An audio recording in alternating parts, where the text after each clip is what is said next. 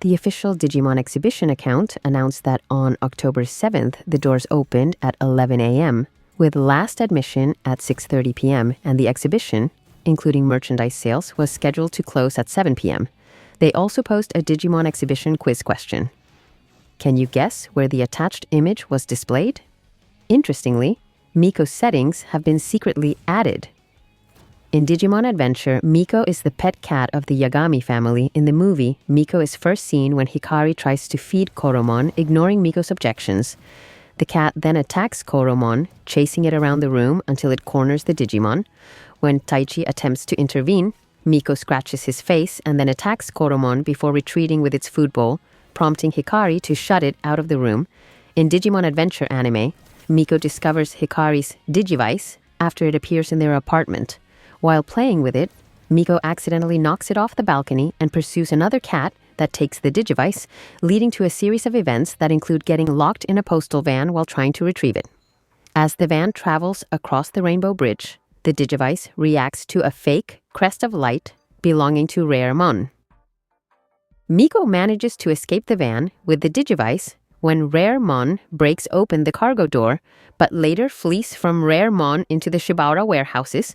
During the chase, Miko encounters a dog that scares it away, causing Miko to leave the Digivice behind. A crow later takes the abandoned Digivice, complicating the search for it. The following day, Hikari searches for Miko in a local park, but instead finds Terriermon. In Digimon Adventure, our war game, Miko is present in the computer room while Taichi and Koshiro plan to contact the other chosen children to fight Kiramon. Curious about the computer screen, Miko is shooed away by Taichi. Miko also appears during a video call with Yamato and Takeru alongside Taichi and Koshiro. On October 8th, the Osaka Digimon exhibition opened its doors at 11 a.m., with the last admission at 6:30 p.m. and the venue, including merchandise sales, closed at 7 p.m. On that same day, a huge sign was installed on the exterior wall of the OPA building. The Digimon exhibition will continue to be held in Osaka until October 20th. They provided additional details on the Digimon Adventure Episode 1 script-style notebook, which replicates the look of the original script for the first episode, Adrift, The Island of Adventure. The notebook's cover can be personalized with your name, just like a director's script. The Shin Saibashi Oba venue is easily accessible from the subway, making it convenient for visitors even during rainy weather. Same-day tickets can be purchased at the venue itself. Furthermore, the made-to-order wall decoration is available in a charmingly compact size, measuring 275 millimeters square. The Digimon Exhibitions account shared a photo of the Digimon Analyzer section, featuring SaberLeomon's card in the foreground, slightly tilted, but still clearly visible. Upon comparing it with the Digimon's profile, it perfectly matches the original description. SaberLeomon is classified as an ancient beast Digimon, reputed to move at Mach speed. Despite its fearsome appearance, the specifics about this Digimon remain shrouded in mystery. Some theories suggest that SaberLeomon could be nothing more than a Leomon that has gone feral. SaberLeomon's incredible speed allows it to evade even the fastest attacks with ease. It's considered the ultimate Digimon due to its immense destructive power, which comes from its 2 highly developed fangs and razor-sharp claws. Its special move, Infinity Arrow, involves hardening the countless hairs in its mane and launching them at its enemies. These hairs are not just sharp but also venomous, paralyzing anything they touch.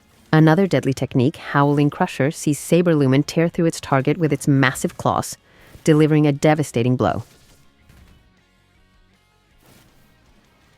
A new Terriermon Assistant Lab YouTube program has dropped this week, kicking off with the greeting he decided on in the last video, Konbachigu. Remember, these videos come with English subtitles now.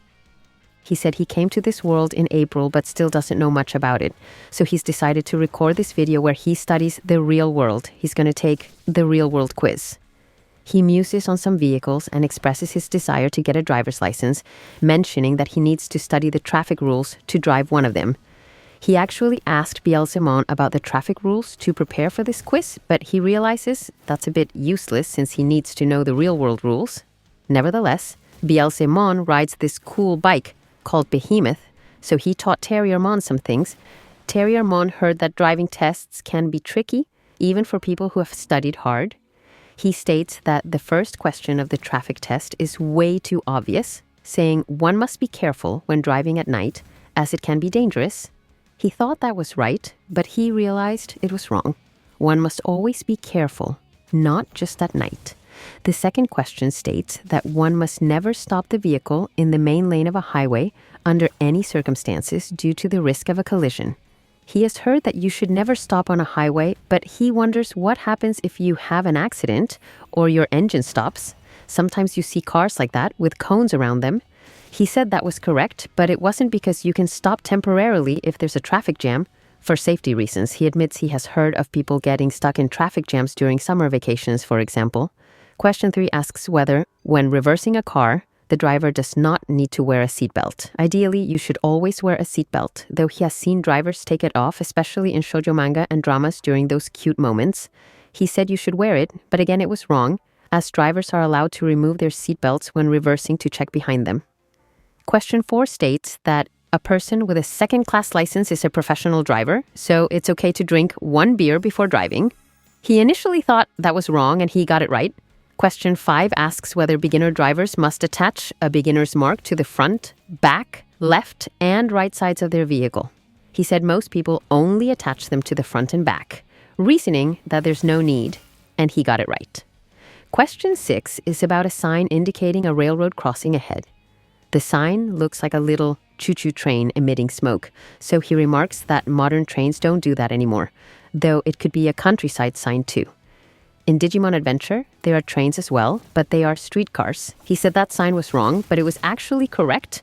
Question 7 shows a deer, and the question asks if this indicates that there's a zoo nearby. He said that was wrong, as not all zoos have deer. He got it right, inferring that the sign means to beware of deer or something similar, indicating that animals may suddenly appear. It was a caution sign. Question 8 concerns a road sign indicating a dead end.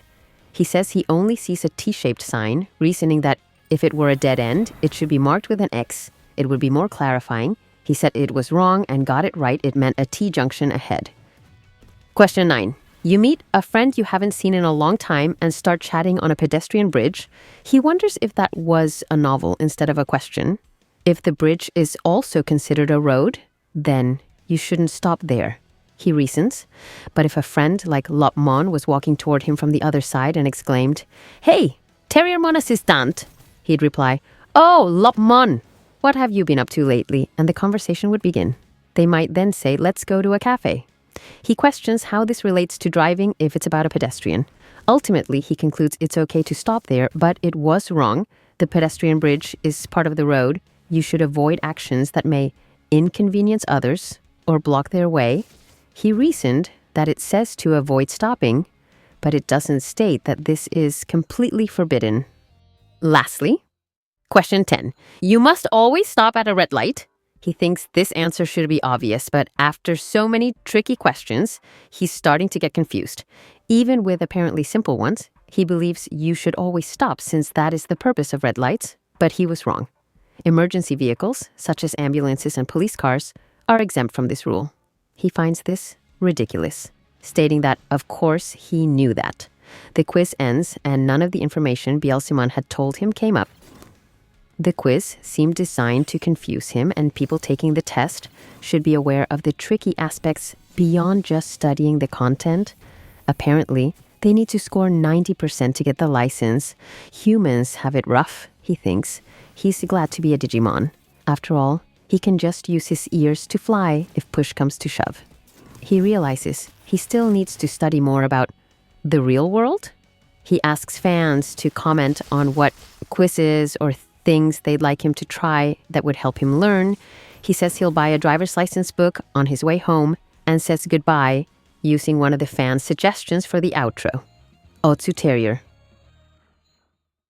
Card previews were shared from Tamer Battle Pack 25 featuring Tyrannomon X, Bishop Device, Koelamon, and Dokugumon. The pack will be available at Tamer Battle events starting in November in Japan.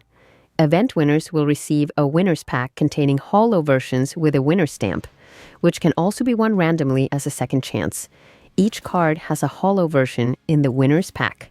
The Bishop device option card seems to feature earlier artwork. This design may have originally been created for the old card game, but only the Black Bishop received a card using this style.